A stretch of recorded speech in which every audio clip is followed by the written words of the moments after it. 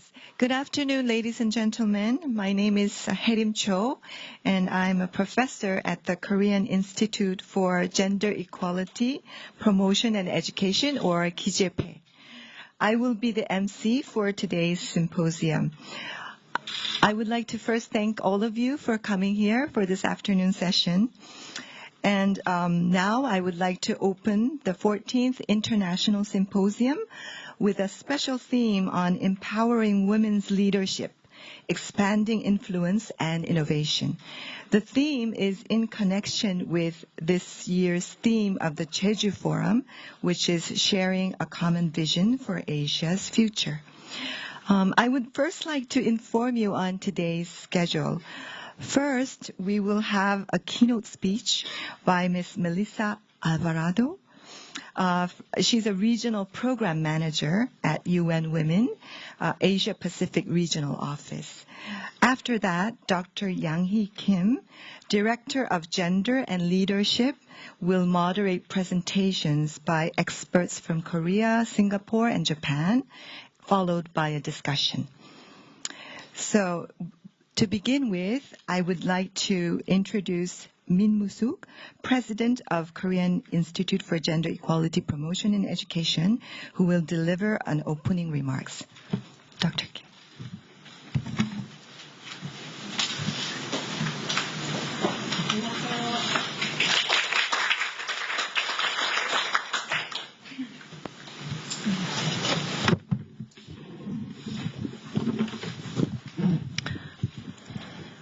Distinguished guests, ladies and gentlemen, it is my great pleasure to meet you here in Jeju at this beautiful time of the year. I would like to extend my warm welcome to the participants who came to attend 14th KIJEP International Symposium, Empowering Women's Leadership, Expanding Influence and Innovation.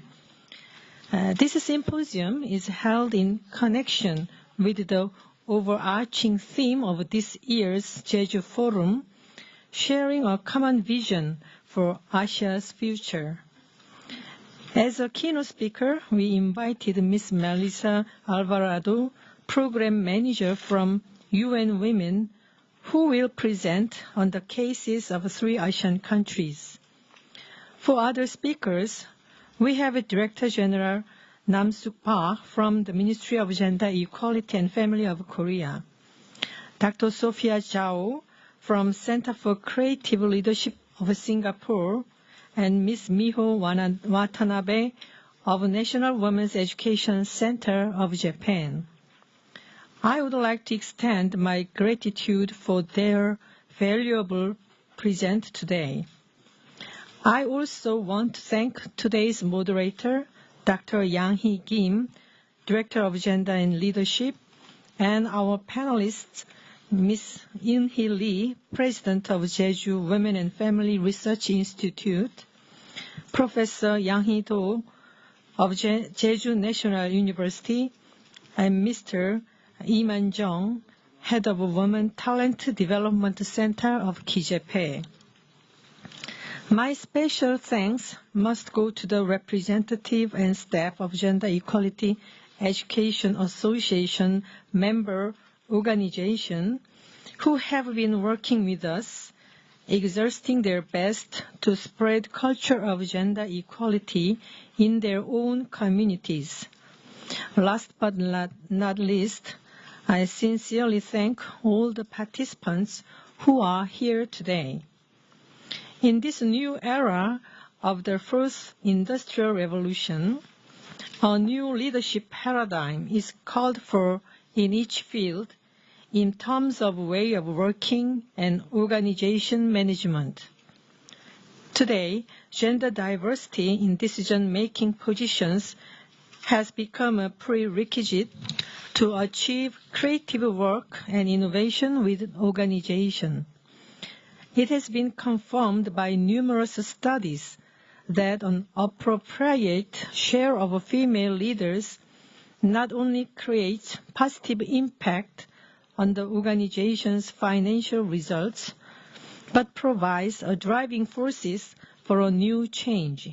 Unfortunately, in many countries, including Korea, women are still being dropped out of an organization pipeline and face lots of limitation in exerting their leadership to drive organizational innovation. Today's seminar is intended to explore diverse ideas to empower women's leadership that would lead to innovation in response to change in our society. It also aims to invite women leadership experts from home and abroad working in either public and private sectors at the UN and in the Asia-Pacific region to picture desirable images of an organization and social change that would be supported by new leadership. We also expect valuable discussion of empowering girls and young women will be discussed. We hope that through today's discussion, a new direction for women leadership, which will become a growth engine in the organization, will be presented and followed up. KJP has broadened the realm of gender policy via in-depth discussion on extensive topics by inviting experts from in and out of the country to our annual international symposium. For example, last March, we co-hosted an international seminar on online sexual violence with the EU delegation in Korea, which stirred quite an interest from society and drew intensive media attention. I sincerely hope that this symposium also will give us another opportunity to share our experiences and have thought-provoking discussion on women leadership. Thank you very much.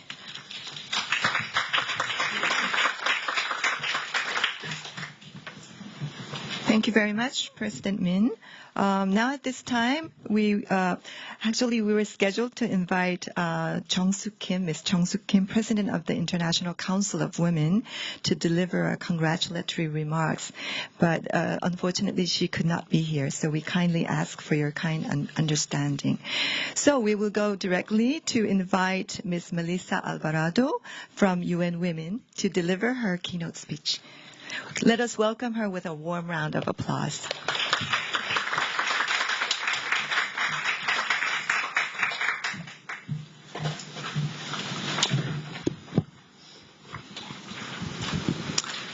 Distinguished guests, colleagues, friends, thank you very much to President Min and the Korea Institute for Gender Equality Promotion and Education and the Ministry of Gender Equality and Family for this opportunity to be here today and to speak together.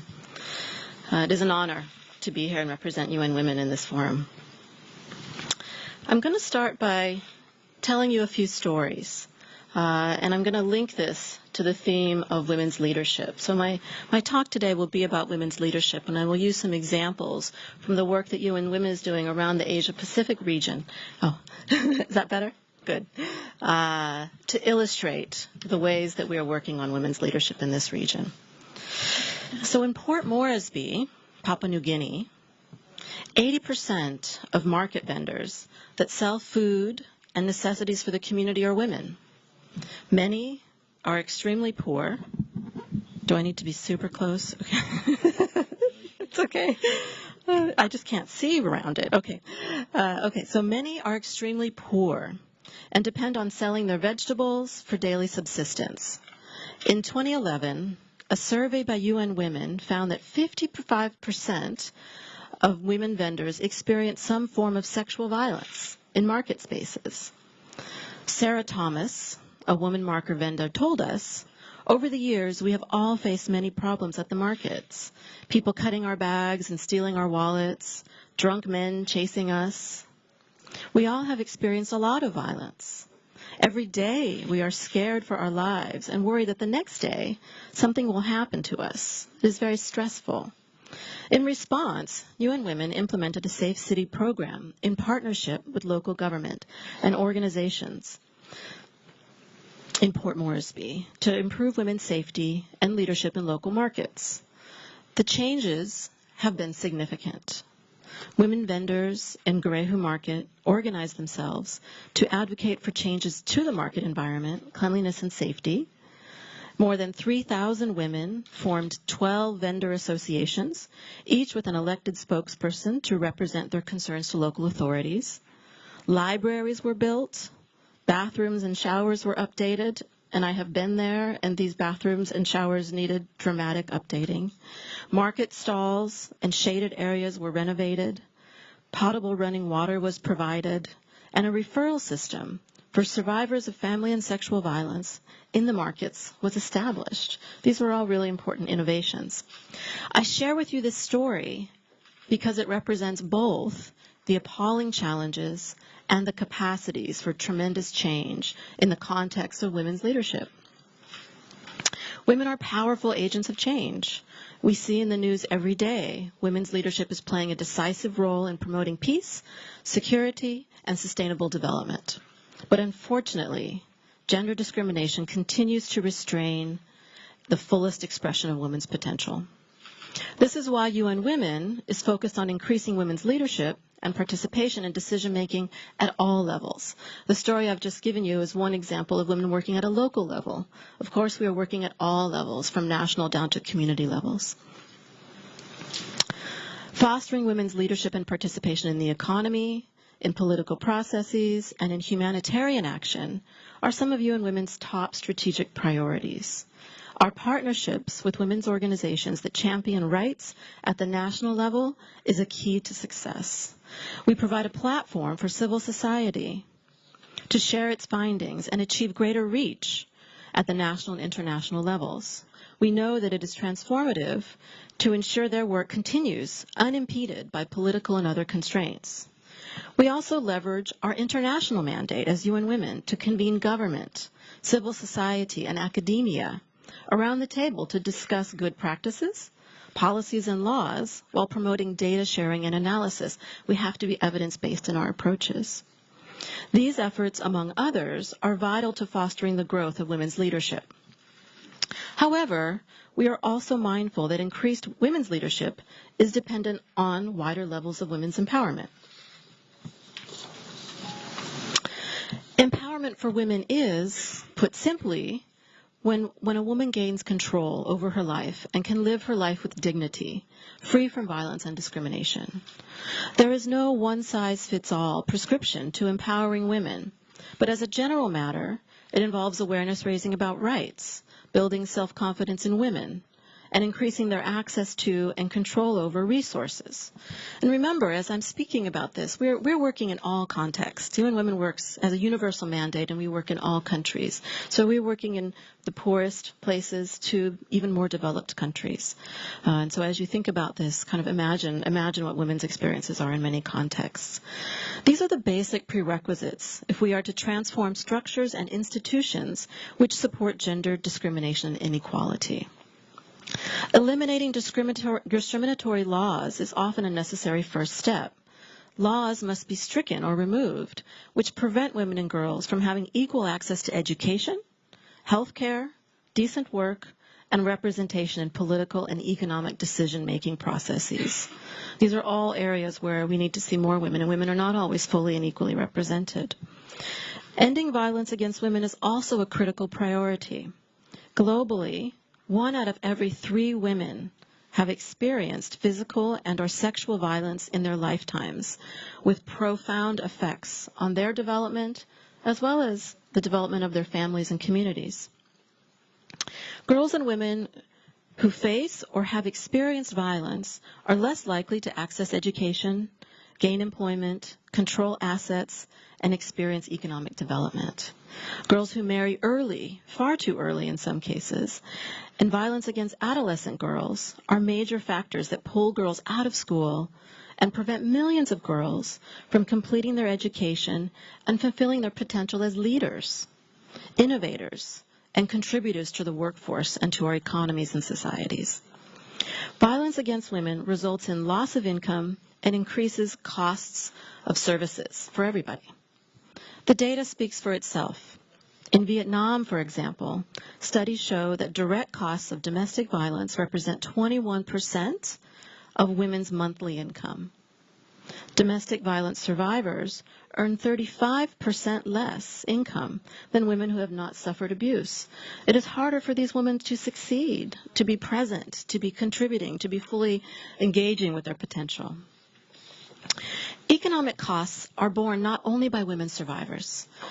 We've done research in several countries now in this region, and we've found out that violence against women has been estimated to shave off between about 1.2% and 3.7% of national GDP.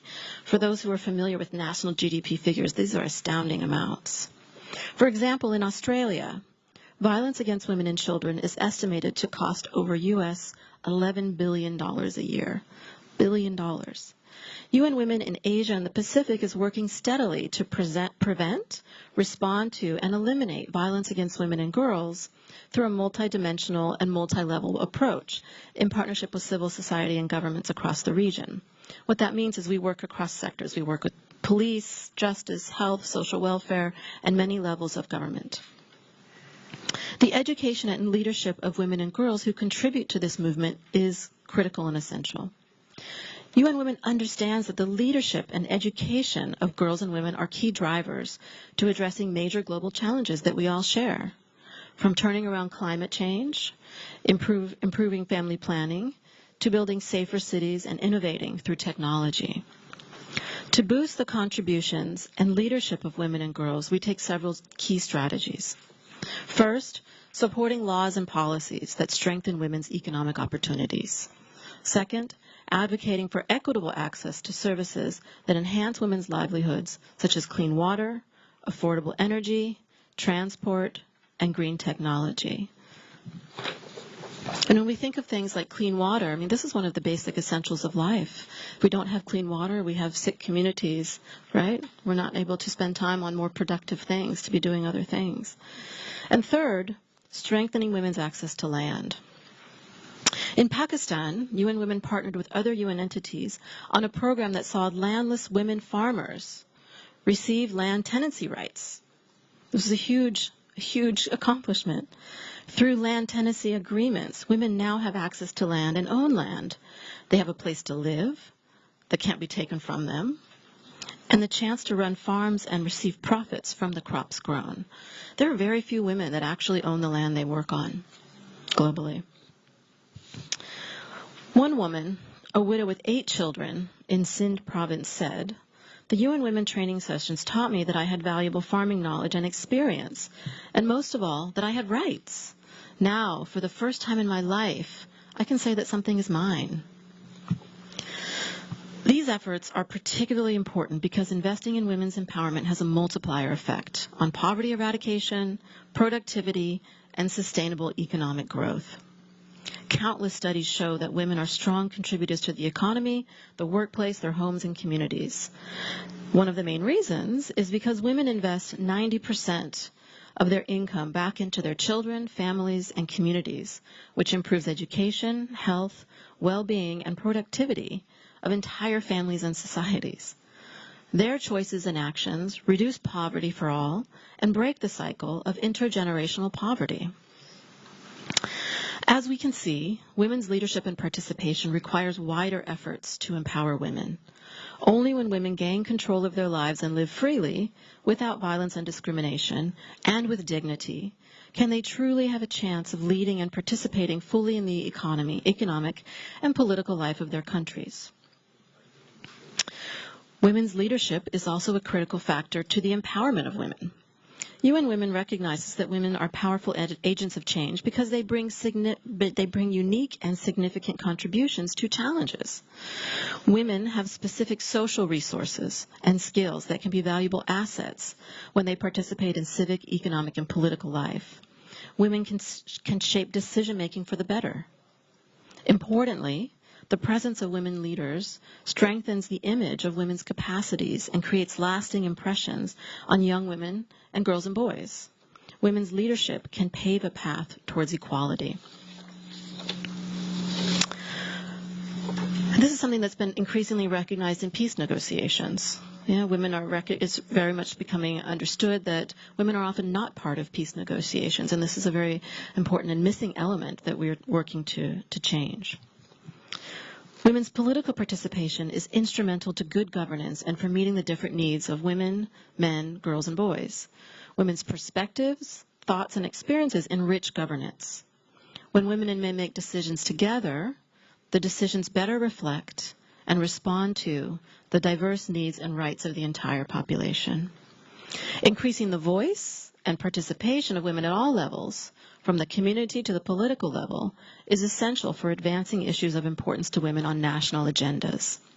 For example, if more women are involved in decision-making in the political and economic sphere, it can result in more family-friendly policies, and we see this being played out in governments across the globe.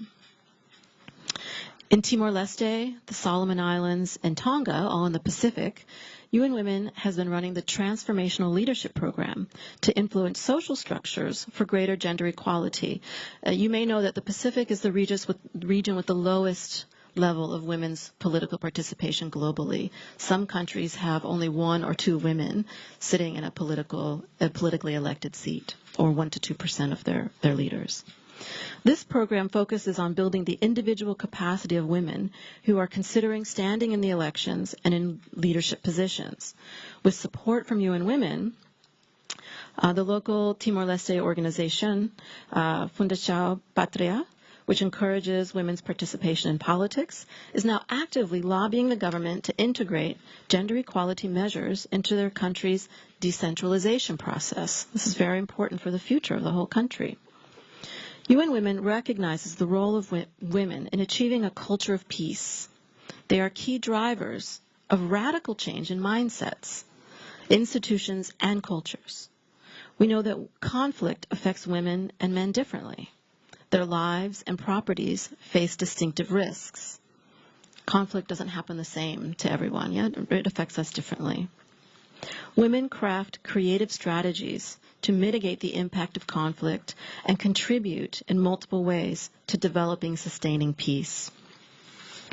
When women are included in peace processes, there is a 20% increase in the probability of an agreement lasting at least 2 years, and a 35% increase in the probability of a peace agreement lasting at least 15 years.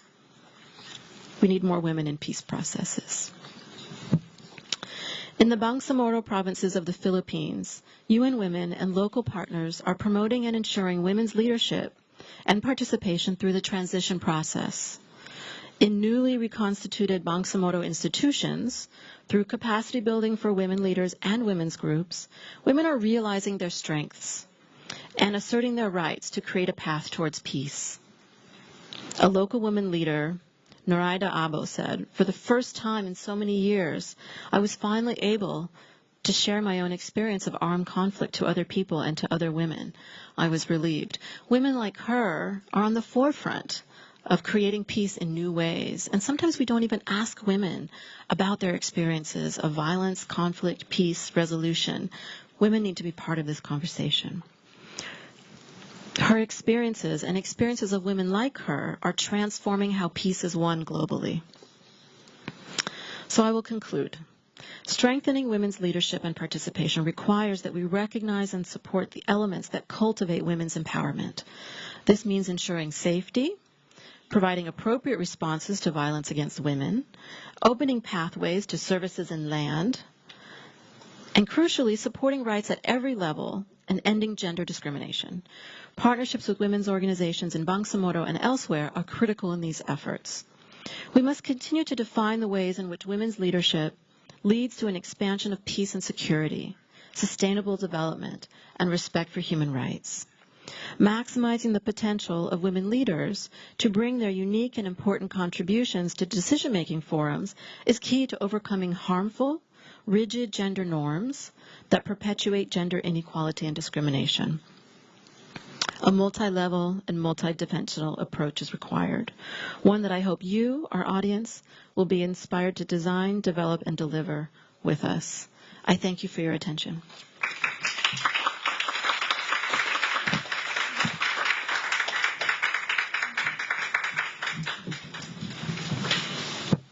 Thank you very much, Ms. Melissa Alvarado, for your insightful overview on the situation of women and strategies of UN Women to promote women leadership. That certainly set the tone for today's discussion. So at this time, may I invite the discussants for presenters for the symposium to the stage, please, including Dr. Kim, who will moderate the session.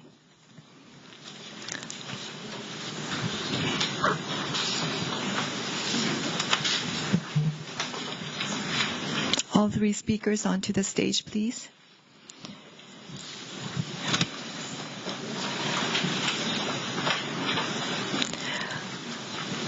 Thank you. I would first like to introduce you to Dr. Yang-hee Kim here, who will moderate the session. She is the Director of Gender and Leadership, and she is an expert on women leadership and partnership education, and recently published Leadership Model in Successful Organizations. And she has published many other books on leadership education. So please give her a warm round of applause, please. So the mic is yours now, Dr. Kim. 네. 안녕하세요.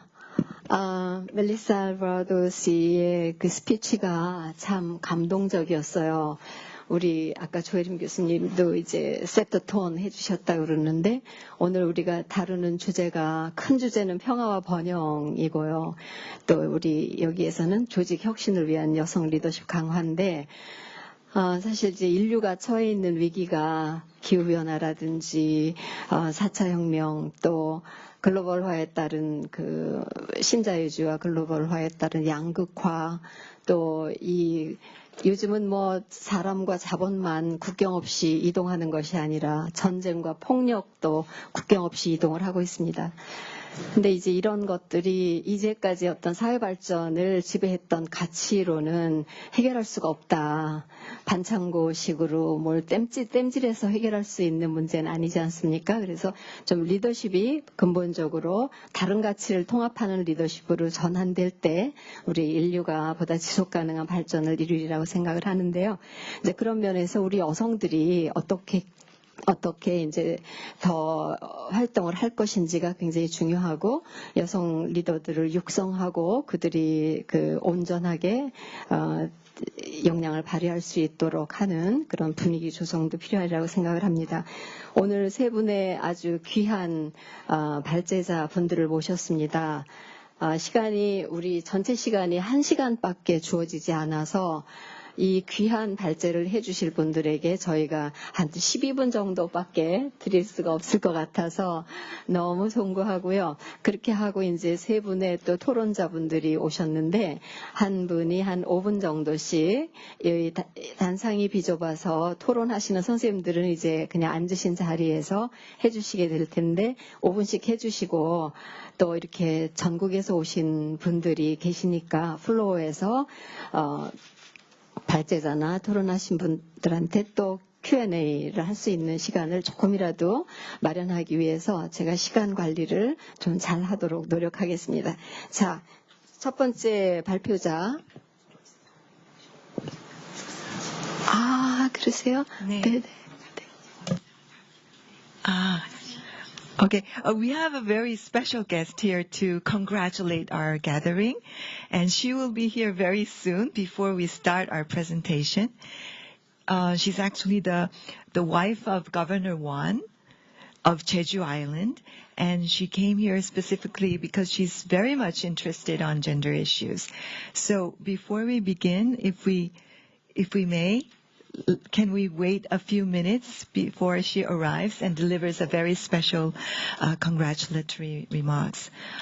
In the meantime, let me introduce you to another meeting which will take place after the symposium. If you're really interested in this topic and if you have time, we would like to invite you to a special discussion which will take place at a very nearby hotel from here. It's called the Bourne Hotel.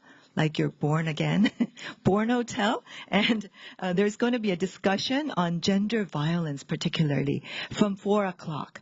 So if you are interested, our staff can give you more detailed information, how to come and where it takes place and such. Okay, so is our her name is Mrs. Kang Yoon-young, and I've heard she will be just here in a couple of minutes, right? 그럴까요? 네. 네. 도착하실 때까지 오늘 시간을 좀 절약하기 위해서 발제자분들을 간략하게 소개해드리겠습니다. 박난숙 여성가족부의 국장님이십니다. 네. 박 국장님께서는 여성정책, 가족정책, 또 보건복지부에서도 일하셨고 UNDP에 또 파견 근무도 하시고 굉장히 다양한 그 관점을 가지고 지금 대한민국의 여성정책, 성평등 정책을 총괄하시는 자리에 계십니다. 오늘 귀한 발제 해주실 겁니다. 오셨습니까? 네네. 네. So I think she's here. So it is my very big pleasure to welcome Mrs. Kang Yoon-young, who is the wife of the Governor Won Hee-ryong at Jeju Island. So please, 여사님 올라오셔서 잠깐 축사를 해주시면, she came here to deliver a special congratulation. 죄송합니다. 무대 올라가시죠. 저는 괜찮습니다. 목소리가 좀 큽니다.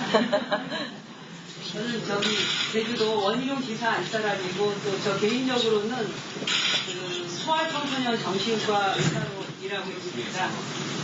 이쪽에서 할까요? 죄송합니다. 다시 하겠습니다.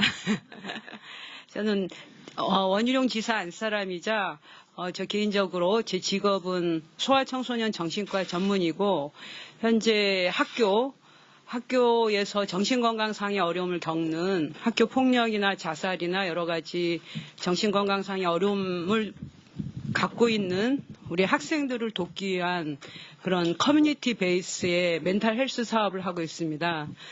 그리고 또 개인적으로 두 딸의 엄마이자 그리고 여기 와서 오늘 양성평등 세션을 주관하기 위해서 참석한 모든 분들이 갖고 있는 모든 고민들을 공유하고 있다고 생각합니다. 오늘 이제 주제가 이렇게 조직 문화에 국한됐지만 저도 평소 제 인생 한 50년 넘게 살면서 항상 여성의 존재 그리고 여성의 정체성 그리고 여성의 리더십에 대한 고민을 많이 해왔고 또 아직 여전히 현재 진행형으로 하고 있다고 생각합니다.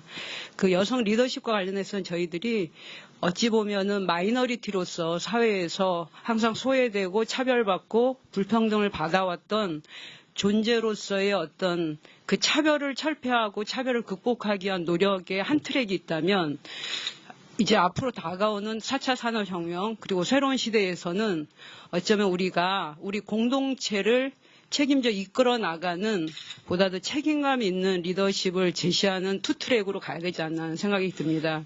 그러니까 저희의 어떤 피해의식 또는 저희가 받은 불평등에 대한 요구와 주장에 그치는 게 아니라 우리 사회의 대안을 제시하는 보다 책임 있는 주체로서의 여성의 어떤 리더십이나 여성의 정체성이 세워져야 되지 않을까 하는 그런 생각을 합니다. 오늘 아무튼 좋은 말씀들 저도 잘 듣겠고요. 또 오늘 좋은 토론이 저희들의 앞날에 그리고 저희들의 딸들의 앞날에 그리고 여기 계신 모든 우리 사회의 앞날에 그 아름다운 빛이 되기를 기원합니다. 감사합니다. 떨립니다.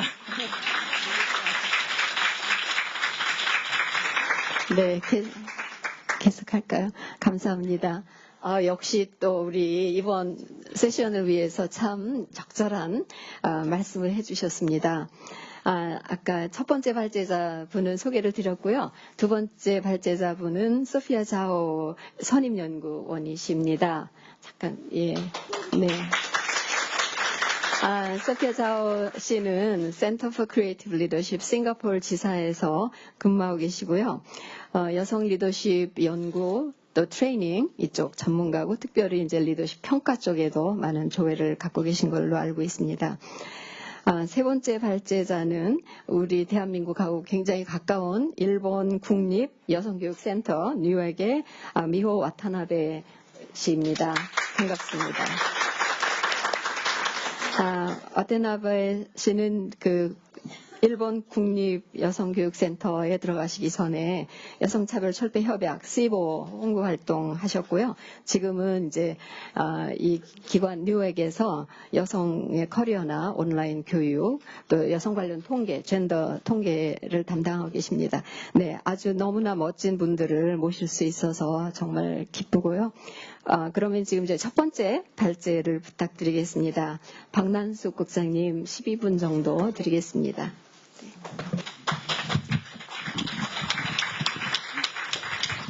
네, 여러분 안녕하십니까. 오늘 이 아름다운 제주에서 또 이렇게 큰 행사에, 제주 포럼에 저희가 함께 하게 돼서 굉장히 기쁘게 생각합니다. 그중에서 특히 이렇게 여성 리더십을 주제로 이렇게 얘기를 하게 된 게 우리 사회 전체적으로, 국가 전체적으로 굉장히 큰 의미가 있다고 생각합니다. 앞으로 우리 사회의 발전은 바로 성장은, 그리고 사회의 행복은 바로 여성들이 얼마나 리더십을 발휘하고 우리 여성들이 경제적, 사회적 역량을 얼마나 강화하는 거냐 하는 것에 달려있다라는 것은 이미 다 주지를 하고 있을 거라고 생각을 합니다. 특히 우리 사회에 있어서 여성의 그 경제적인 참여율이 남성 수준으로 올라간다면 우리 사회에 있어서 앞으로 향후 20년간 경제 성장률이 1년 평균 1%의 추가 상승이 있을 수 있다 하는 연구에서 보듯이 우리 사회의 성장의 어떤 견인차다 하는 부분을 다시 한번 확인을 하고 싶습니다. 그렇지만 다들 아시다시피 우리가 굉장히 아직까지 여성이 경제, 사회, 정치적으로 대표성이 낮은 그런 상황입니다.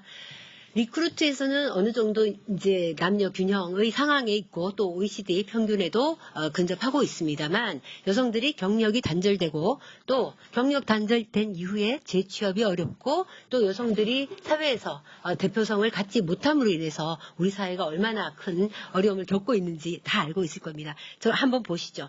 우리 사회 지금 여성들의 임원이 2.4%에 불과합니다. OECD 평균 20%에 비교해 볼 때 얼마나 낮은 것인지 알 수가 있겠지요.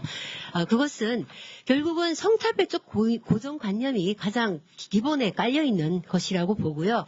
또 여성들이 경력이 단절돼서 올라가지 못하는 그런 측면들이 또한 크다고 보겠습니다. 그런데 또 한편으로는 여성 인재들을 정말 적극적으로 양성하려고 하는 우리들의 노력들이 너무나 그동안 게을러 왔다. 그러면서 항상 얘기를 합니다. 여성이 없어. 사람을 쓰려고 해도 여성이 없어라고 하는 말들이 너무나 만연되어 있는 그런 현실이죠. 그런 속에서 지금 여성가족부가 그리고 우리 정부가 그리고 우리 양성평등교육진흥원이 함께 해나가고 있는 가장 중요한 부분은 정책은 우선 affirmative action입니다. 영문에서 affirmative action이라고 표현이 안 돼 있어서요. 그 부분 좀 분명하게 하고 싶습니다. affirmative action은 여성들이 지금 현재 저대표되어 있고 고위 관리직에 올라가지 못하고 있는 그 현실을 극복하기 위해서 여성들을 할당하는 또는 목표제를 만드는 그런 측면을 얘기를 합니다. 가장 중요하게 정부에서의 위원회 40% 지금 달성을 하기 위해서 법을 개정을 해서요. 작년 연말에 봤더니 37.8%로 이제 어느 정도 올라와 있는 것을 알 수가 있습니다. 그리고 공무원, 그리고 교장, 교감, 공공기관 관리자에도 목표제를 현재 수립을 해서 운영을 하고 있습니다.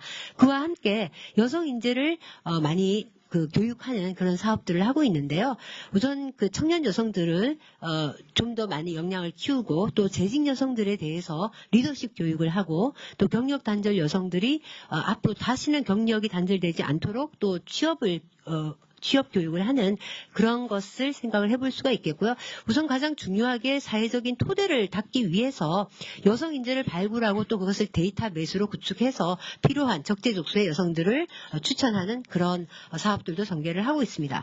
그와 함께 일가정 양립이 되지 않으면 경력 단절 문제는 결국 해결되기가 힘들겠다 하는 차원에서 양성평등한 일가정 양립 문화 확산을 위해서 남성들의 유아를 많이 쓸 수 있도록 하는 정책들을 적극적으로 전개를 하고 있습니다. 그중에서 특히 소개하고 싶은 것이 여성인재 아카데미입니다. 여성인재 아카데미는 앞에서 말씀드렸던 여성의 역량을 키우기 위한 교육이라고 볼 수가 있는데요. 다들 잘 아시다시피 여성들이 가진 역량에 비해서 사회적으로 평가받기에 관리자로서의 역량이 좀 부족하지 않는가 하는 그런 문제제기가 있습니다. 그래서 상대적으로 저평가되고 있는 그런 관리자로서의 역량들을 강화하고요. 그리고 또 여성들이 남성에 비해서 부족한 네트워크를 강화하는 것을 목표로 하고 있습니다. 그를 위해서 중간 관리자, 고위 관리자를 역량을 강화하기 위한 교육을 지금 실시를 하고, 또 여성들이 특히 부족한 분야가 뭐 법조, 의학, 간호 분야에 특히 여성들이 어떻게 하면 관리자로서 활동을 할 수 있을 것인지에 대해서 역시 많은 교육을 하고 있습니다. 여성인재 아카데미가 추구하는 그 여성상은 결국은 개인뿐만 아니라 조직 차원에 있어서 어떻게 잘 활용할 수 있을 것인지 하는 것이라고 보시면 되겠습니다. 죄송합니다. 그 결과 여성인재 아카데미에서는 지금 그 집합교육을 하루 또는 이틀 또는 한 23시간 정도의 교육을 하고 있고요. 그리고 역량 진단을 통한 자기 이해 강화 교육을 특징적으로 진행을 하고 있습니다. 한 23,000명 정도를 아카데미가 수립된 이후에 23,000명 정도 되는 교육을 지금 실시를 해서 여성인재 아카데미는 여성인재 양성의 산실로 확고히 자리를 매겼습니다. 그리고 그 자체에서 그치지 않고 각 기업들로 하여금 그리고 각 조직들로 하여금 자체적으로 교육을 할 수 있도록 하는 그런 것을 확산시켰다 하는 것도 아카데미의 큰 성과라고 할 수 있겠습니다. 또 교육받은 사람들이 이후에 계속적으로 서로 네트워킹을 하고 또 이후에 자신들이 받은 교육을 후배들 양성을 위해서 쓸 수 있도록 하는 연결을 할 수 있게 됐다는 측면도 한 의미가 있다고 보겠습니다. 교육받은 여성들은 아까 말씀드렸던 인재 DB에 모두 들어가서 등록이 되어서 정부위원회나 또 공공기관 임원으로 활동할 수 있게끔 추천을 역시 하고 있습니다. 교육생들의 평가 만족도는 굉장히 높은 것으로 나타나고 있습니다. 하지만 앞으로 인재 아카데미가 조금 더 발전하기 위해서 가장 중요한 것은 어떻게 하면 좀 더 그 높은 그 고위직의 여성들을 위한 또는 좀 더 특수한 영역에 있는 여성들을 위한 교육을 좀 더 많이 특화를 할 것인가. 그래서 전체적인 교육의 수준을 얼마나 높일 것인가 하는 것에 달려있다고 보여집니다. 이번에 대통령님께서 그 여성들을 내각의 30%에서 50%까지 끌어올리겠다. 나아가서 공공부문의 여성 대표성을 획기적으로 끌어올리겠다 하는 공약을 내셨습니다. 거기에 걸맞게 여성들이 활동을 할 수 있도록 역량을 어떻게 강화할 것인가 하는 것과 함께 고민을 맞춰가야 된다 하는 생각을 하고 있습니다.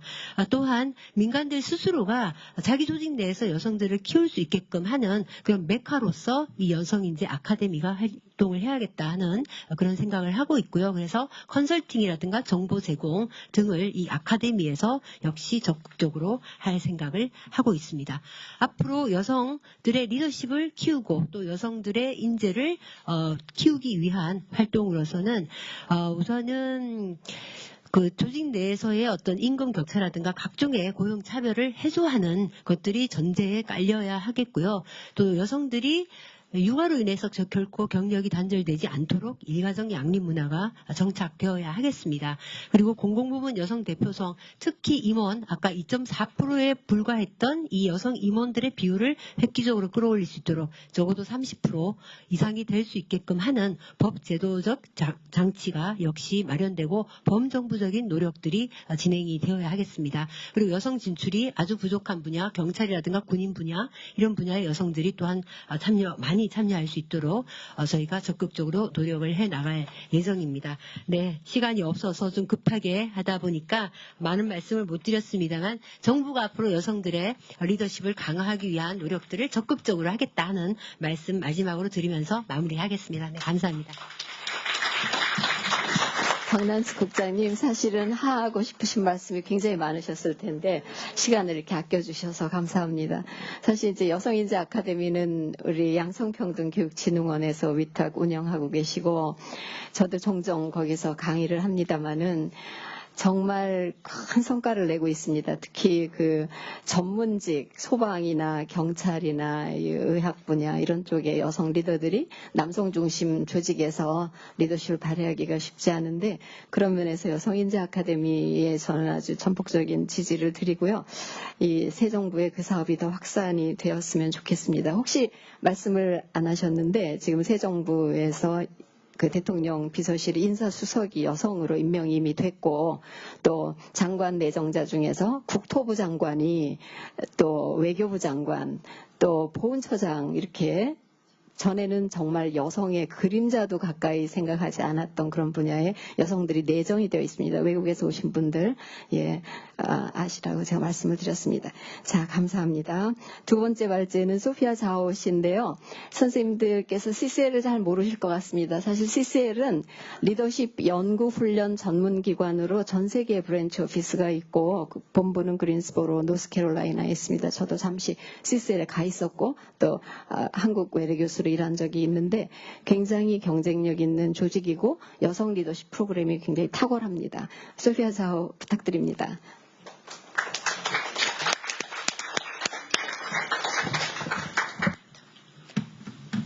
Okay. Okay, it's quite far. I'll wear my glasses.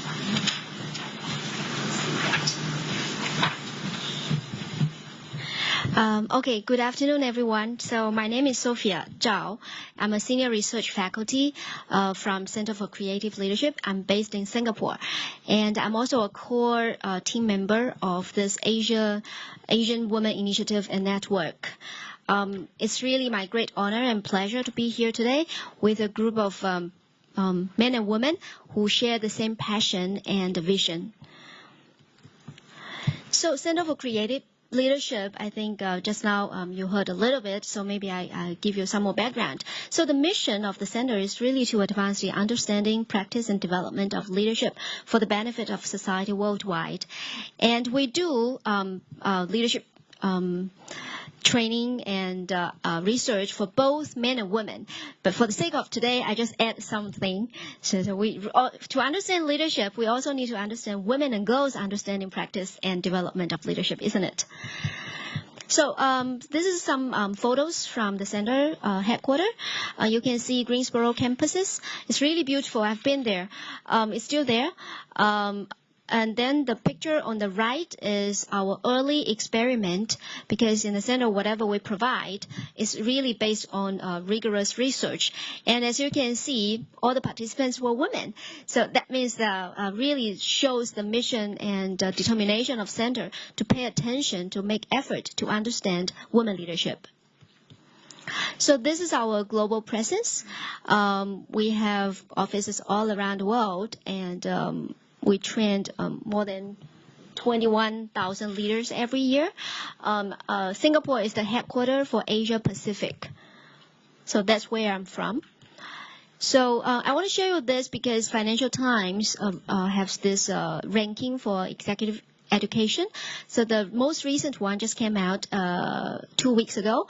CSL was ranked number 4, and it has been 10 years we have been ranked top 5, and it's the only one non-business school, and the center is a non-profit organization. So women leadership. So first of all, I think just now Ms. Park also shared some data. So maybe I will just quickly share with you some of the research. This is a research summary that really there is a various research that shows that women leaders bring in benefits to organizations. So you will see better financial outcomes, less bankruptcy, better decision making, better collective intelligence. However, despite all these benefits, if we look at the data, so this is a report from Board Agenda. It's a Singapore-based research institute that really pay attention to the board representation of women. So you can see that overall, even though you may think Singapore is pretty good, it's still not that high. So overall, Asia average is 8.7. It's much lower compared to US, EU, and United Kingdom. And one thing also interesting is that if we look at the leadership pipeline, at the entry level, 50-50, not too bad if university graduates. It's along the line, so women talent just leak out along the line, along the pipeline.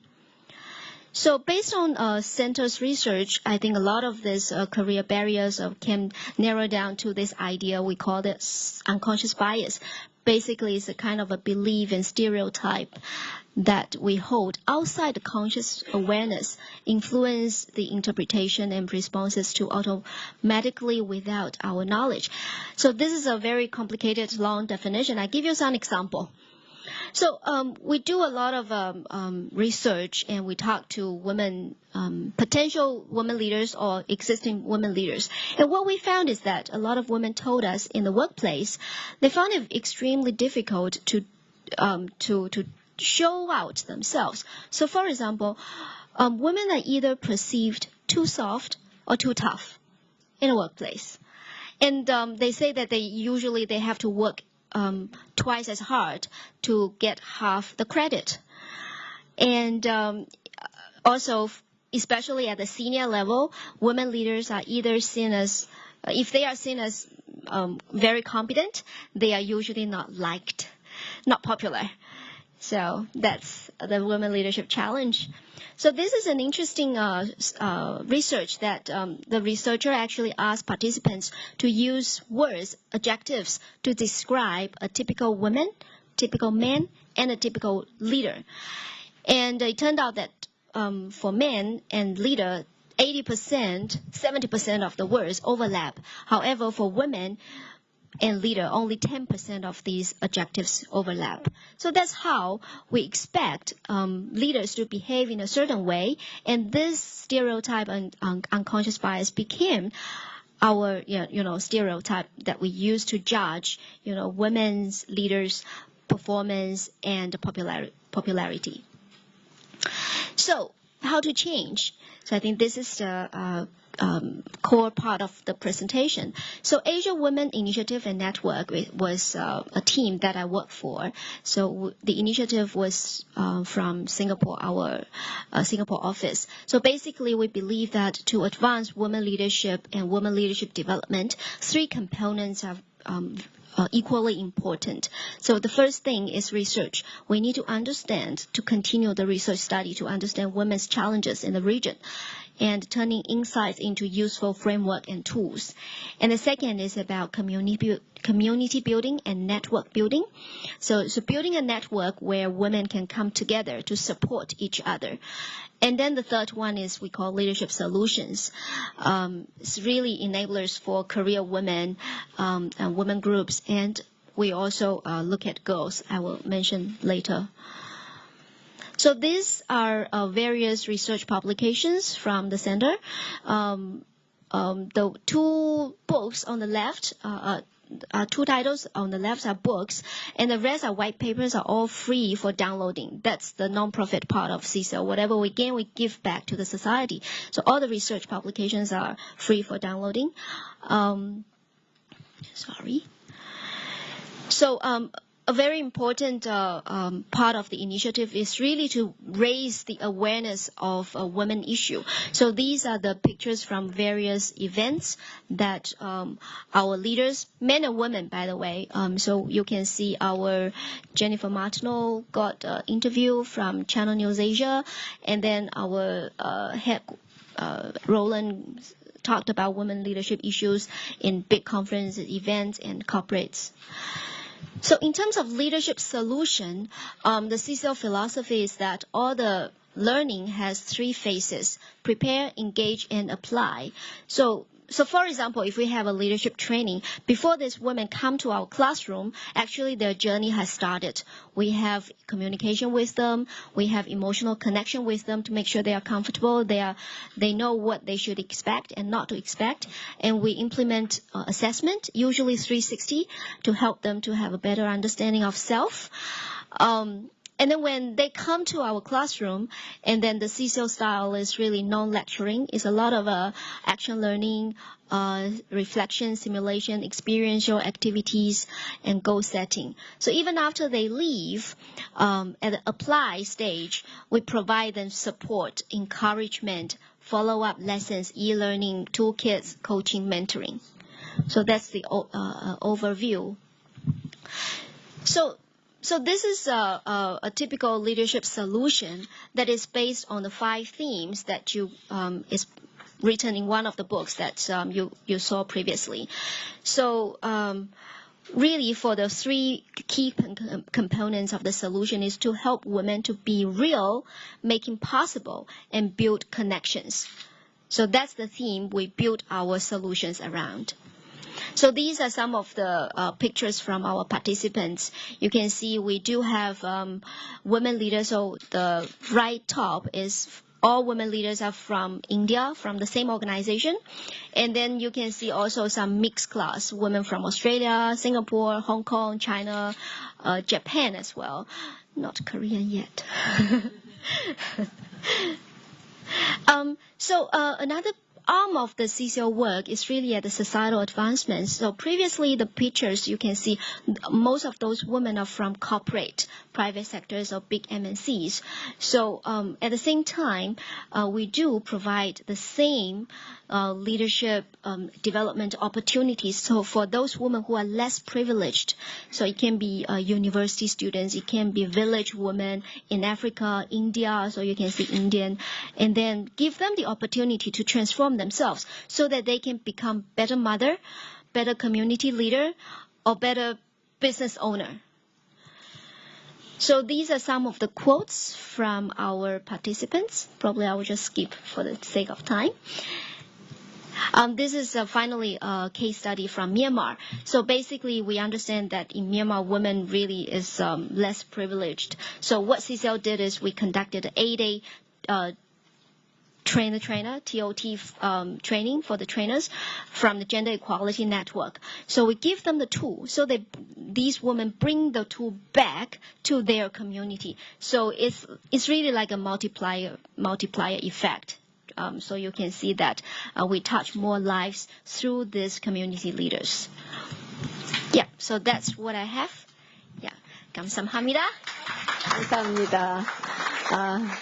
소피아 자오 씨 감사합니다. 그 CSL이 아시아 여성 이니셔티브와 네트워크 어떻게 하고 계신지, 또 여성 리더십을 트레이닝할 때 기본적인 그 모듈을 어떻게 갖고 있는지에 대한 아주 귀한 말씀 해주셨습니다. 아까 그 비즈니스 스쿨 이 얘기는 뭐냐면, 이 MBA 과정을 하지 않는 리더십 전문 기관으로서 이렇게 랭킹하기가 어렵다는 말씀입니다. 그러니까 인시아드 같은 데가 굉장히 높은데 거기는 MBA 과정을 하잖아요. 근데 CSL은 게 없는데도 불구하고 랭킹이 3위, 4위, 5위 이렇게 하는 건 대단한 일입니다. 예, 감사합니다. 마지막 발제는 일본 국립여성교육센터에서 미호 와타나베 씨가 해주시겠는데요. 일본의 차세대 여성 리더십 교육 프로그램의 성과에 대해서 발표해 주시겠습니다.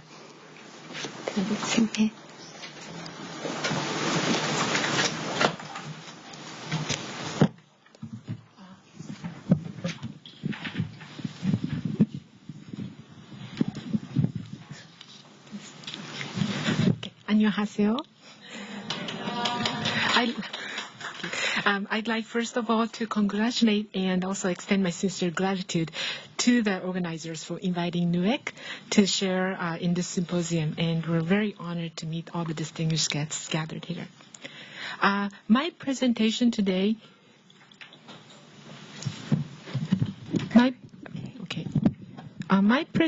today is to share with you some aspects of what we do at National Women's Education Center to promote gender equality and women's empowerment. In today's limited time, I was asked to share with you one of our research which looks into the early stage of career of young business professionals and our training program for young girls. But first, let me start with my brief introduction of NUEC. National Women's Education Center, NUEC in short. Sorry. Okay. So NUEC was established as an institution under the Ministry of Education in 1977, which was 2 years after the International Women's Year. It was open for both women and men from the start, and it was intended both as a place to conduct training of trainers on women's non-formal education and for women's organizations to come from all over the country. Although it was set up by the ministry, first president of NUEC came from private sector who worked in media and had been the first director of social welfare division of the Tokyo Metropolitan Government, highest ranking women in the public sector at the time. Now, our main functions are training, research, and information. And although not mentioned here, NUEC's role in providing a venue, a forum for women nationwide several times a year has a great value. And this year marks the 40th anniversary of our center, which is located in Saitama, just north of Tokyo. And we have had close ties with the Korean institutions, which was further strengthened in 2006 when we concluded the Memorandum of Agreement on Mutual Cooperation with KIJEPE. Now I will give you a brief overview of status of women in Japan, which is very similar to that of Korean society as presented earlier. So I will try to be very brief. This slide shows the changing status of households since 1980. 1980 is the year in which Japan signed CEDAW Convention. As you can see, majority of the household at 1980 was comprised of male breadwinner and homemaker wife. But while this type of household gradually decreased as shown in blue line, dual working couples household as shown in green dot line had steadily risen. Today, women in majority of the household holds job. I put in some of the major legal developments in the slides, which you can see. But in 1985, Equal Employment Opportunity Law was enacted, which opened the door for women to apply for the same career track just as men. Before that, men were hired in a career track while women were only allowed in a clerical work. In 91, it was the first of series of Child and Family Care Leave Act, which made easier for women to continue work after they are married. And 99, we enacted Basic Law on Gender Equality, and DV law came into force in 2001. In 2016, Fourth National Gender Equality Plan and the Act on Promotion of Women's Participation and Advancement in the Workplace came in effect. That's why, however, although we rank in 20th in Human Development Index, we still rank 111th in the Global Gender Gap Index last year. Need for major improvement in the political and economic sphere.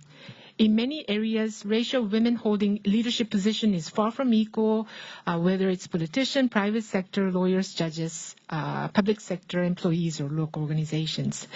And very far from 50%, not even reaching 30%.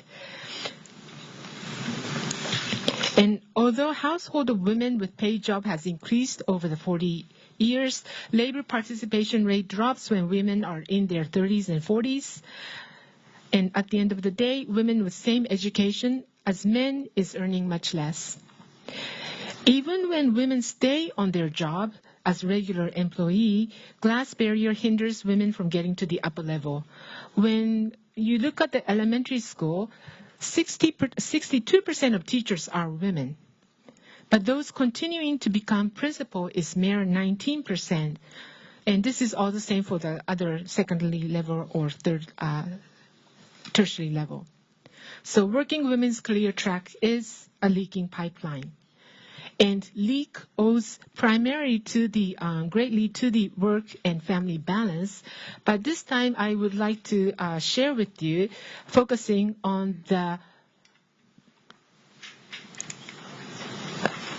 early career formation and career advancement of women and men. This is a 5-year panel research which started in 2015. We are conducting web-based survey to 2,000 young women and men freshly out of college who started working from April 2015. Respondents are newly hired working for 17 large corporations in Japan, and we had a support from Keidanren, Japan Business Federation, to call for corporation to cooperate in this study. This research follows the career of young business professionals in the early stage of their career for consecutive 5 years. I'll just share with you some of the results from the first 2 years of the survey. Because there is, although the men and women's qualifications very similar, the result shows a significant gender difference. So for the question on job satisfaction, in the first year on their job, men are slightly more satisfied than women. But difference is small. However, in the second year, satisfaction of men increases more than women. Having more women in a managerial position is an imperative issue. However, you see here that in the first year on the job, 94% men answered that they desired to work in management positions, while only 63% for women. A very large gap. And in the second year, the gap widens, 86% for men and 47% for women. In the question which asked men and women to self-evaluate their leadership skills, ratio of women answering that they have fully or somewhat leadership skills were less than men who answered that they do. So in what kind of work are they placed into? Although 75.8% men answered that their current work requires leadership, 60.3% women answered so. More than 15-point difference. I had some additional slides, but I'll just skip and go to this slide that you have. Finally, the question asking for the ideal working style when their children are preschool age before entering the elementary school. Already in the first year, 7.9% of the women are considering not working as a regular employee when their child is small. Almost half. 47% women prefer to work short hours, while 45% of men want to work flexible hours, and 26% wishes to work without overtime. Although men tend to answer that they will still work long hours with overtime even when they have children, I could still say that men of the younger generation who just started working are much more work-life balance oriented than our older generation. This tendency of younger generation having much more balanced view of their work-lifestyle balance have been seen in other studies. And together with the current policy to reform the traditional long hour, male-centered working style, more people accepting balanced work life as new normal will provide a better environment for working women. So what does these tell us? There is, as you can see, noteworthy gender gap in preference to pursue the managerial position at this point. However, we can also assume that women are not put into a position where they can feel confident about their job, nor they are given enough support compared to their male colleagues. They may feel they lack responsibility because they are not given enough responsibility in the job. Superior may be treating women with too much caution that it hinders her growth. Women may feel that they cannot continue because they only have role models who work like men in a traditional long hours. And I would like to underline that what I have shared in this preliminary research result is an ongoing study. So this result does not show that women are not capable to take on the leadership roles, but we think it will point out that what we need to do in order to take necessary measures to promote women in the workplace.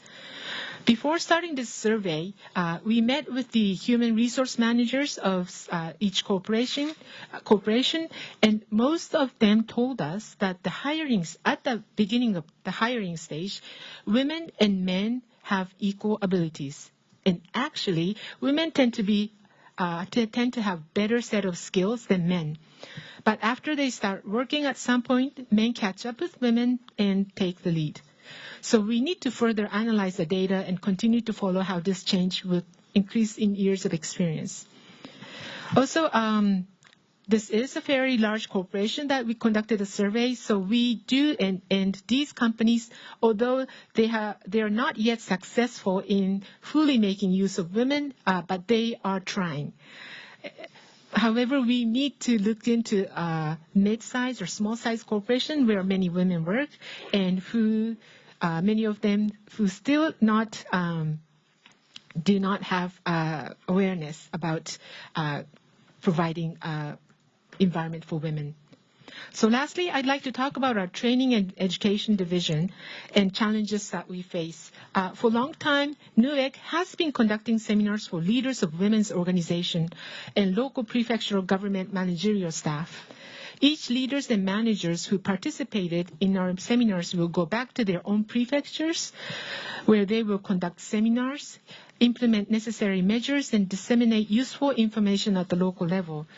And this shows that participants from prefectures include local government employee in charge of gender equality, Board of Education, and DV counselors, and managers, and so on.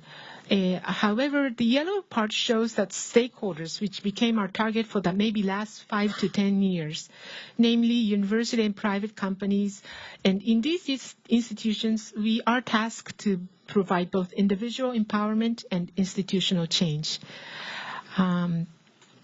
Especially now, as more women hold jobs and are very busy, we need to reach out directly to the individuals or the general public to much more broaden our base.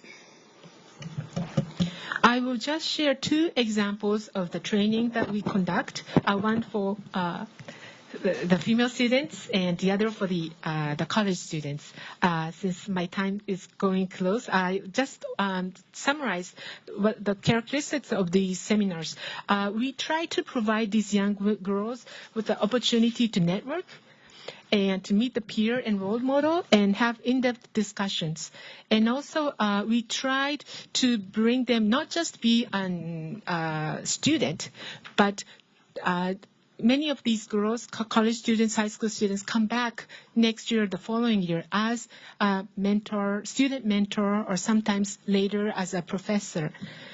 So lastly, we have lots of challenges going forward, but we will try to continue to deliver the seminars and trainings which will foster both institutional change and individual empowerment.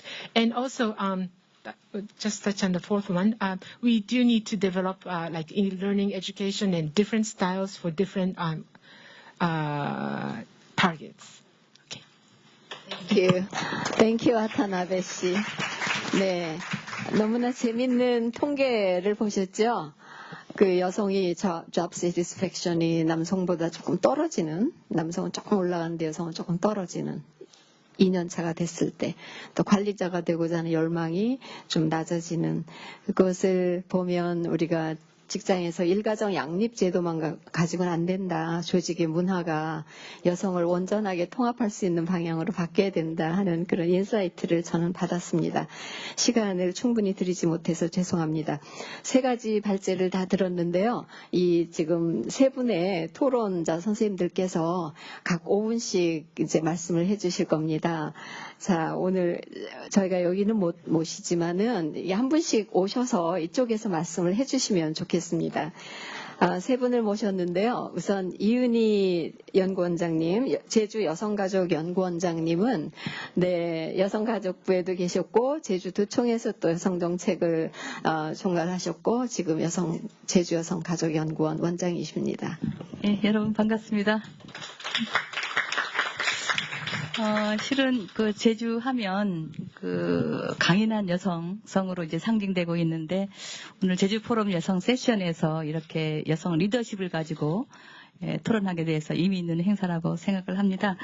5분이라서 저도 실은 할 말씀 많은데 이렇게 딱 정하면 제가 정리를 못하는 겁니다만은 최선을 다하겠습니다. 우선 여성 발제 어느 분에 해당되는 건 아닙니다만은 여성 리더십이라는 용어가 최근에 그런 대안적 그런 리더십에 대한 모색이 이제 강조되면서 여러 가지 사회적으로 공감을 하지 않습니까? 그래서 기존 리더십과는 달리 굉장히 그 여성 리더십에 대해서 굉장히 이제 주목을 받고 있다. 그래서 이런 여성 리더십이라는 용어 자체가 그런데 생각을 해보면 기존에 좀 조심스러운 접근이 아닌가 생각을 합니다. 여성 리더십이라는 거가 방식에 의한 그 근거의 차이가 아니고 타고난 그런 여성성에 근거한 리더십이라는 점에서 다소 그런 성별 대립적인 용어로 이해될 수 있는 가능성이 있지 않은가 이렇게 생각을 합니다. 그러한 논지에서 그 멜리사 알바라도께서 기조 발제는 저희가 이제 정리를 하자면 성차별은 이제 여성의 잠재력 개발 방해라는 그런 그 명확한 의견을 주셨기 때문에 여성 리더십에 대한 그런 성별에 대한 이분법적 그런 우려를 불식시켜 줬다는 걸로 저는 이해를 하고 있습니다.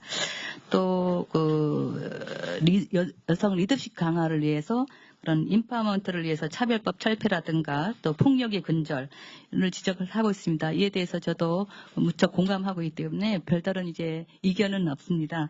다만 제주도와 이렇게 좀 제주 지역에 오셨으니까 좀 연관시켜 보자면 그런 제주도가 여성 경제 참여 활동률이 전국에서 제일 높습니다. 평균보다도 한 10% 차이가 나는데 전국이 한 52%고 저희가 63%입니다. 그러면 이렇게 여성 경제 활동 참여 자체만으로 여성의 지위 향상이라든가 인파워먼트가 자연스럽게 연결되는 것인가 그런 거는 조금 저희가 좀 생각을 해볼 필요가 있지 않나 이렇게 생각을 합니다. 다음으로는 저희가 또 이 주제 인파워먼트 이런 주제와 관련해서는 아까 지금 박명수 국장님하고 저도 아까 소개를 받았습니다만은 지역에서 아까 유엔에서 그 각국의 그런 여성 리더십 향상을 위한 지원을 하고 있는데 결국은 지역에서 이런 리더십도 향상을 하고 지역의 여성 정책을 강화해야 되는 측면이 있을 겁니다. 지역이 아주 중요한데요. 이제 우리나라가 국가의 여성 정책이 수립된 지 제도적으로 수립된 지 한 20여 년이 지나고 있는 시점에서 굉장히 그런 양적으로는 많이 발달되어 있고 그럼에도 불구하고 여러 가지 유리천장이라든가 그런 성차별 관행 수준이 굉장히 이제 도달하지 못하고 있는 사실입니다.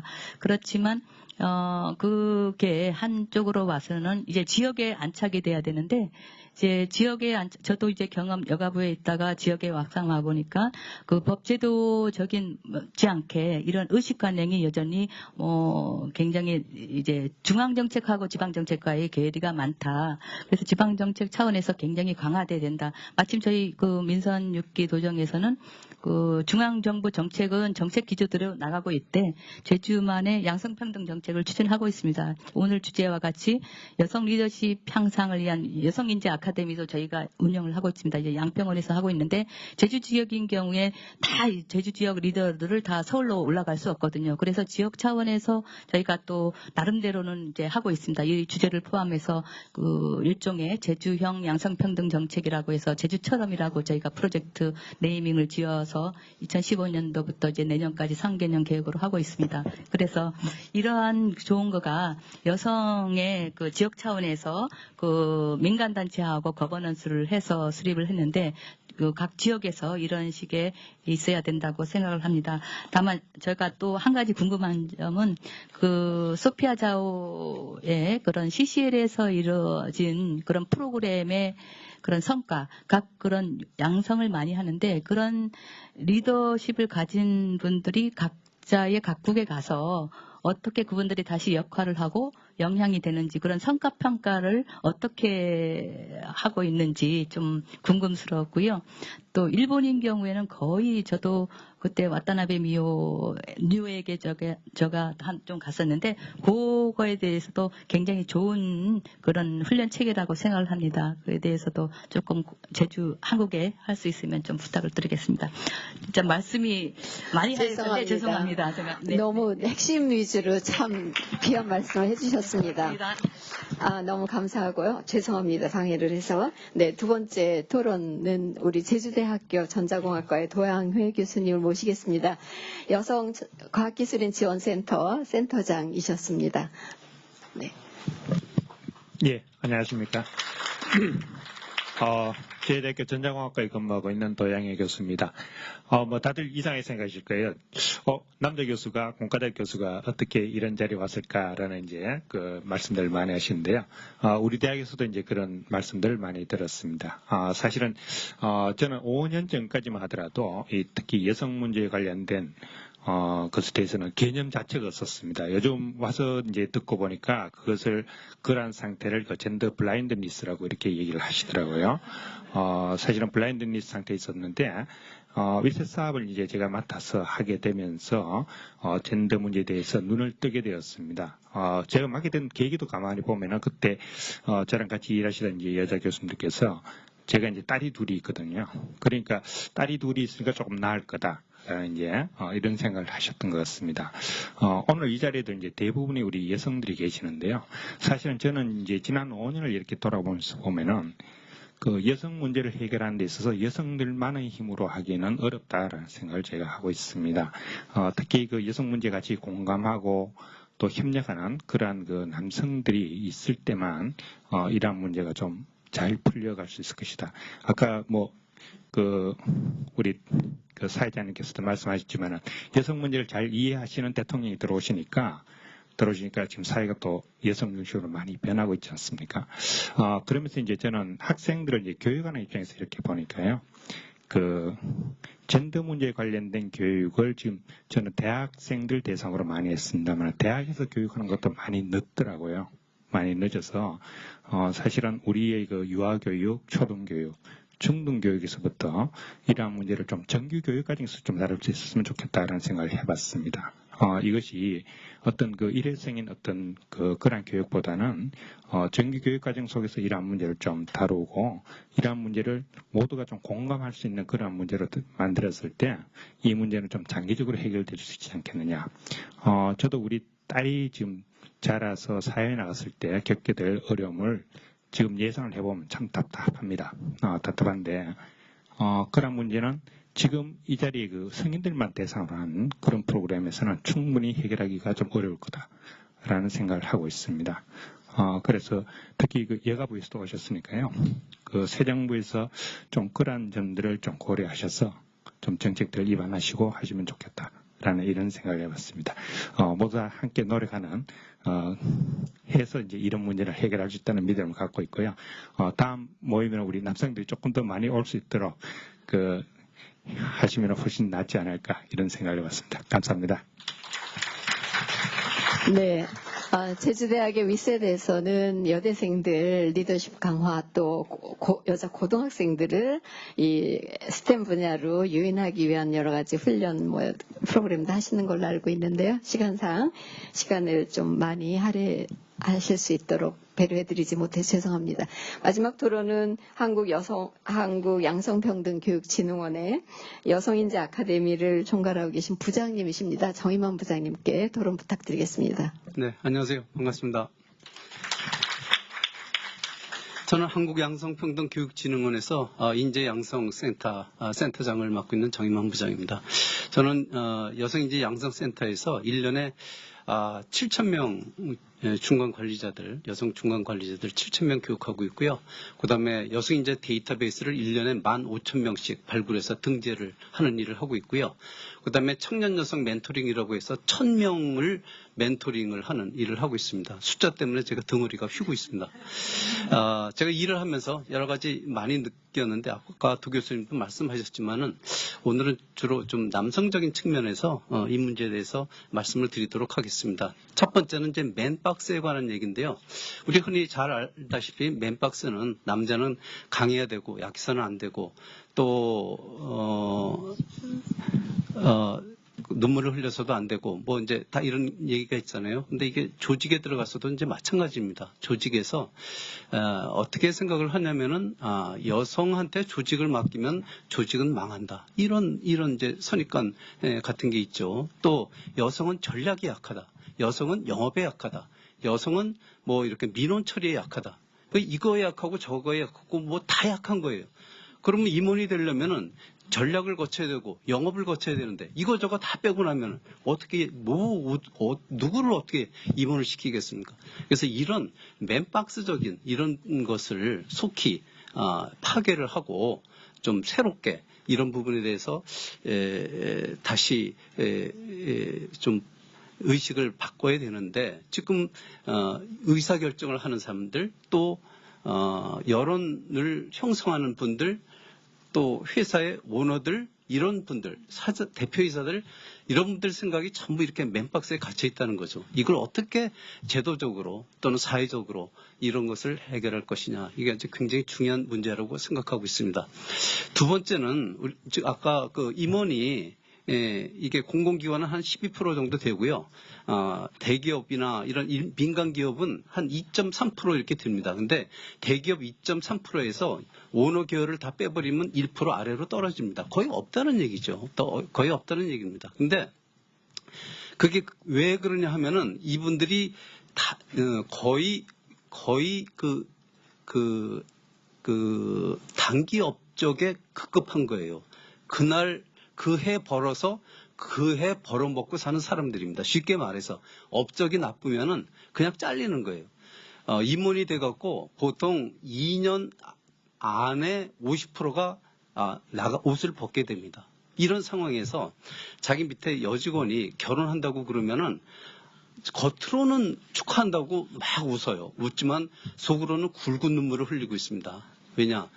앞으로 결혼해서 임신하고 출산하고 육아휴직 가고 이럴 때 자기는 이 실적을 달성해야 되는데 이걸 어떻게 할 거냐. 그래서 이런 거에 대해서 어떻게 회사나 또는 이런 사회에서 나라에서 정책적으로 이걸 어떻게 좀 커버를 해줄 거냐 이런 부분에 대한 것이 필요할 것 같고요. 또 하나 마지막으로 이 여성들이 많이 이제 이렇게 회사에 들어오면서 여성 상사 또 남성 부하 이제 이런 관계가 이제 새롭게 이제 형성이 되죠. 저도 35년 동안 남성 상사만 모시고 있다가 최근에 우리 민무수 원장님을 모시고 있는데 아주 황당한 경우가 이제 굉장히 많이 생깁니다. 그래서 앞으로 이렇게 굉장히 이렇게 여성 상사도 모셔야 되고 여성이 남성 부하를 거느리고 되는 이런 다각적인 이런 관계가 형성이 될 텐데 이런 훈련을 앞으로 어떻게 해야 될지 이런 것도 사회적인 이슈가 되겠다 네. 이런 생각을 해서 오늘 네. 간단하게 말씀드립니다. 네, 감사합니다. 네. 정임원 부장님 말씀을 듣다 보니까 책에서 읽은 내용이 기억이 나는데요. 첫 번째는 고위직에 여성이 없는 이유는 고위직에 여성이 없기 때문이다. 그러니까 이제 그 고위직에 있는 사람의 기준에 의해서 발탁하지 않습니까? 두 번째는 두 번째 깜빡했네요. 굉장히 재밌는 말이 생각이 났었는데 다시 나중에 기억나 말씀드리겠고요. 제가 시간을 잘 관리하려고 했는데 썩 잘하지 못한 것 같습니다. 지금 발제하신 분 세 분께 1분씩 마지막 말씀하실 기회를 드리고 나서 우리가 30분의 이 방을 비워줘야 되죠. 그래서 꼭 저기 키노트 스피치 해주신 분 포함해서 1분씩 드리면 시간이 없을 것 같은데요. 하여튼 최소한의 시간에 그 리스펀드 해주시고 플로어에서 한두 분이라도 말씀을 들을 수 있으면 좋겠습니다. 부탁드립니다. 저희 순서대로 순서대로. Thank you so much. There's an important time issue, so I will be very brief. As you were all speaking, as my colleagues were speaking, as the discussants were speaking, two themes came to my mind. The first one was around visibility and the visibility of role models, the importance of the visibility of the next generation of young people, of our generations, having visible role models that are positive, that are accomplishing, that are strong, that are unapologetic for being where they are, for doing what they're doing. And this is important that our young people see women in positions of leadership, not only women in positions of leadership. The director here just talked about the importance of men making their support for women visible and to make it active, right? And to be an example of a man who hires and promotes women. So the visibility is really important. The second thing that came to my mind was around how do we engage the next generation? We have to really be thinking about what are we doing to prepare the next generation to be ready to take on the leadership role. So not only do girls and boys need to see leaders, they need to think of themselves as leaders, right? We have to prepare them to be the next generation of leader. So those, I think, are the critical elements that are our challenge. This is our challenge, to reward and support those who are being role models, and to really think about engaging the next generation. Thank you so much. Thank you very much. 와타나베 씨 부탁드립니다. Okay, I'll try to speak two points. One is although I talked about the women working in a corporation, I think in future we need to have more diversified, successful women in leadership. And we're not like, it's not like just having a work-life balance in a corporate sector that we have now. But I think there's a more variety of ways of women working, both women and men. So, but I guess we're just in a point of defining it. I'm doing several role model interviews, and I've seen, I don't have time to share now, but I've seen many different young type of women who are having a very successful, but not in like a traditional going to work every day type. So I hope that we can continue to share through Giuseppe and many varieties of cases and role models, especially the ones successful in Jeju and using IT. And so I hope to continue these discussions in future. Thank you very much for this. 감사합니다. 소피아 자오 씨, 아까 이은희 국장님이 그 evaluation of, the impact of the training. 거기다. The question now, or Yes. the question? Okay. Yes. So I think the evaluation came up multiple times. Maybe I just make it very briefly. So as I mentioned, that CCL started as a research institute. So we still have this research department, and the evaluation center is a very important component of the research department. So we do evaluation at multiple levels: individual level, department level, organizational level, team level. So there we use multiple research methodology. Basically, we have the basic self-report. How do you feel? Do you feel more confident now? Do you have more skills now? And then we also do 180 or 360 kind of evaluation. So I'm trying to build different layers together. So first is a different hierarchical layer, and second is different methodology that we use to the quantitative study and the qualitative interview focus group. And then if we work with specific organization, the HR matrix will come into the play. We do measure retention, does it increase, and then over the years, do the percentage of women also increase? So these give us multiple data points. Maybe later I can share one of the case studies. I have the printout version. I can send everyone a soft copy. So I really have to share this a particular organization, how we evaluate the impact. Does that help? Yes. Yeah.